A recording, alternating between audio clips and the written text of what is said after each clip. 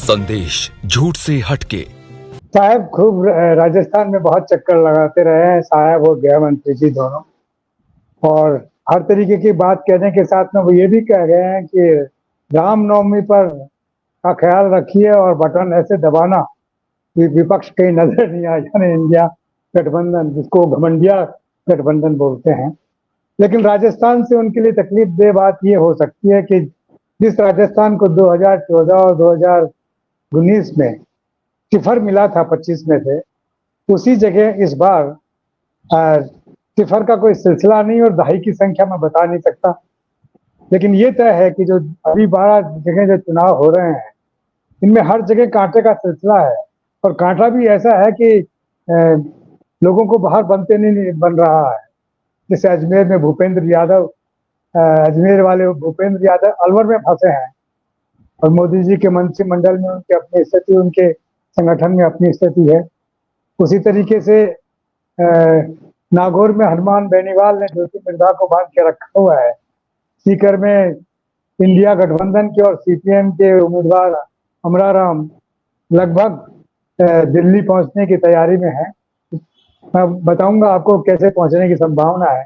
बीकानेर में हमारे कानून मंत्री और गहलोत के मंत्रिमंडल के गोविंद राम मेघवाल आमने सामने हैं, जिनमें बड़ी कांटे की टक्कर है और अर्जुन मेघवाल अपने चुनाव क्षेत्र से बाहर नहीं जा पा रहे। इससे आप अंदाज लगा सकते हैं। गंगानगर भी कुछ इस तरीके से अटका हुआ है और दोनों उम्मीदवार नए हैं। एक महिला है जो भारतीय जनता पार्टी रिप्रेजेंट कर रही है, एक पुरुष है जो कांग्रेस रिप्रेजेंट कर रहे हैं।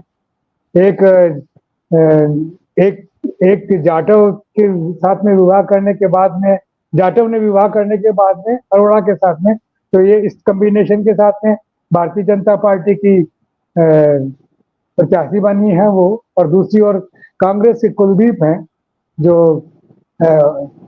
एसटी के ही हैं, जिनको एक दूसरी किस्म की जो ज्यादा पॉपुलर कम्युनिटी नहीं है, धानका कम्युनिटी है, जिनको रिप्रेजेंट करते हैं, तो वहां भी घमासान है। लेकिन जो महत्वपूर्ण है वो ये है कि सीकर चूरू, जहाँ पर कस्बा लड़ रहे हैं, जो भारतीय जनता पार्टी से इधर आने के बाद में हाथ के साथ में जुड़े हुए हैं और इंडिया गठबंधन के साथ में जुड़े हुए हैं, उसने राजस्थान में पुनः एक जो भेद काफी अरसे से दबा हुआ था, राजपूत और जाटों के संघर्ष का सिलसिला कुछ सीकर की चूरू की सीट पे नजर आता है।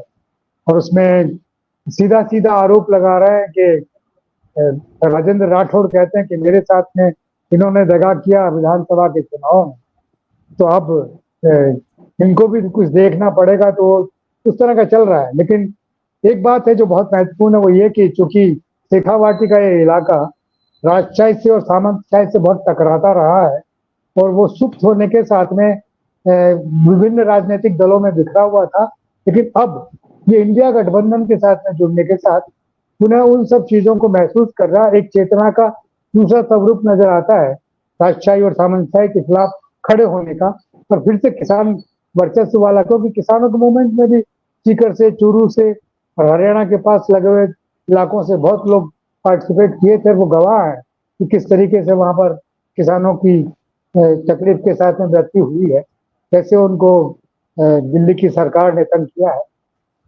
तो आप तो मानिए कि अमराराम के सामने जो प्रत्याशी है उनका हाल कुछ ठीक नहीं है, और तीसरा मोहला जो के पुत्र जो लड़ रहे हैं झुंझुनू से, वो भी लगभग बढ़त के साथ में अपने पुराने स्थिति के साथ में आगे बढ़ रहे हैं। चूरू को आपका बता ही दिया मैंने।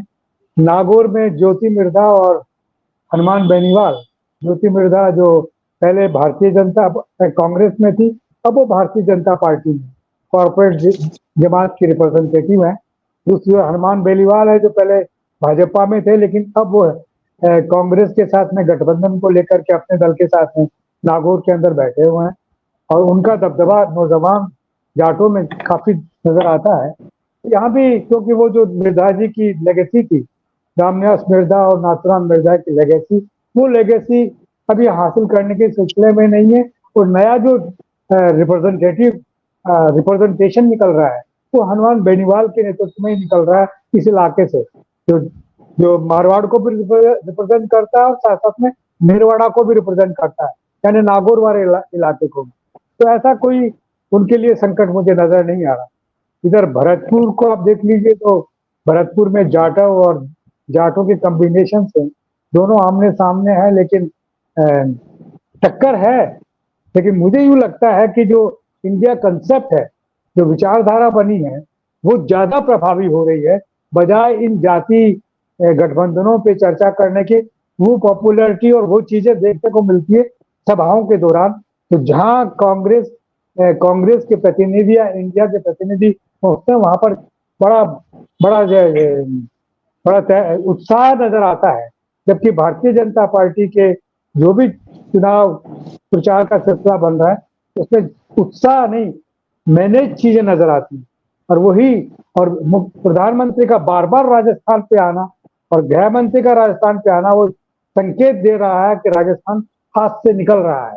यानी हाथ से निकल रहा का मतलब यह है कि इस बार जो 12 ये जो पहले चरण की 12 सीटें हैं, इसमें कम से कम 50% से ज्यादा सीटें इंडिया गठबंधन को और कांग्रेस को मिलने जा रही हैं। उनके नाम मैं आपको बता सकता हूं कि कौन कौन सी है। सीकर पक्का है, इसमें कोई शक नहीं।